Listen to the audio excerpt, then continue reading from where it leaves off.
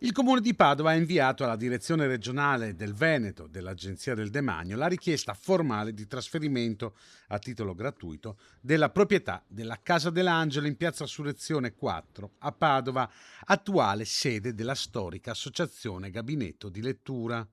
La domanda si basa sul cosiddetto federalismo culturale, lo strumento che permette agli enti locali di richiedere il trasferimento a titolo gratuito di beni immobili tutelati dal Codice dei beni culturali e del paesaggio, con l'obiettivo di valorizzarli a vantaggio della collettività. Di recente le facciate dell'edificio sono state oggetto di un importante intervento di restauro conservativo grazie al generoso contributo della Fondazione Cariparo con quasi 500.000 euro e all'interessamento del Comune di Padova con oltre 100.000 euro utilizzati soprattutto per il deposito dei libri nel periodo dei lavori, che ne ha restituito la suggestiva immagine medievale alla città. A questo si aggiunge un ulteriore contributo di oltre 2 milioni di euro da parte sempre della Fondazione, che permetteranno di riutilizzare il bene con nuove funzioni, mantenendolo però un luogo culturale in linea con i progetti di rigenerazione urbana attivi sul territorio.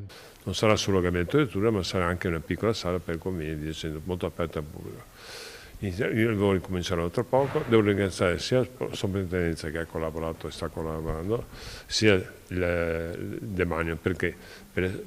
Demanio, per aspetto federalismo culturale, quando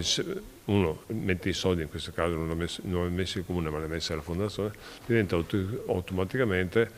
dentro al proprietario, per cui grazie al Demanio siamo diventati proprietari del Comune di Padova di questo splendidi immobili.